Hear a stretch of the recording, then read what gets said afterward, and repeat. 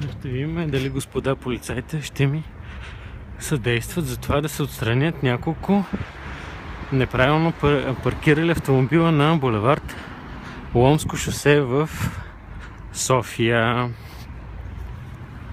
Ето ги господа катаджиите пред мене. Отивам да ги помоля да дойдат с мен да санкционират нарушителите. Специално съм се върнал, за да им покажа колите, които са на 100 метра пред тях, спрели в нарушение.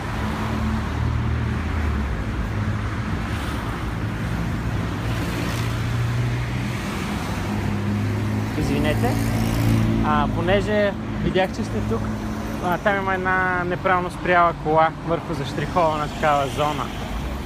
И няколко пъти преди ставаха катастрофи тук, защото трябва да се изнесеш на самото платно и така. Номера огнавате на 112 и това е. А не към вас, защото те ми казват към катче. Да, ето там е паркирано. Какво да е направим, като няма водач? Аха. Разбирате ли? Трябва да се обадите, ще изпратят паяка да я дигне. Разбрах. Ние имаме тук, имаме такива места, където трябва да стоим с часове, не може да се... Ясно, и като няма водач, ние нищо не може да направим.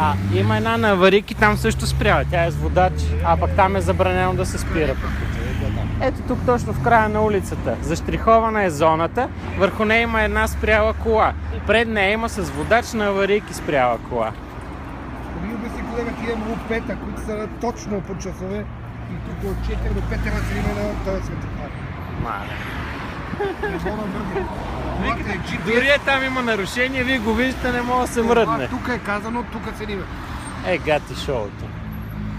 Еми добре, аз защото ви видях и викам, сега ще използвам. На 112. 112, да, давайте сигналите. Номера на колата, мястото, където сте видели колата. Еми аз преди съм го правил. Дори тук има и телефон на паяците, ако се сещате на табелата, да. Има, да. Еми аз там звъня, ама не идва никой. Изгубих малко надежда. Добре, благодаря ви.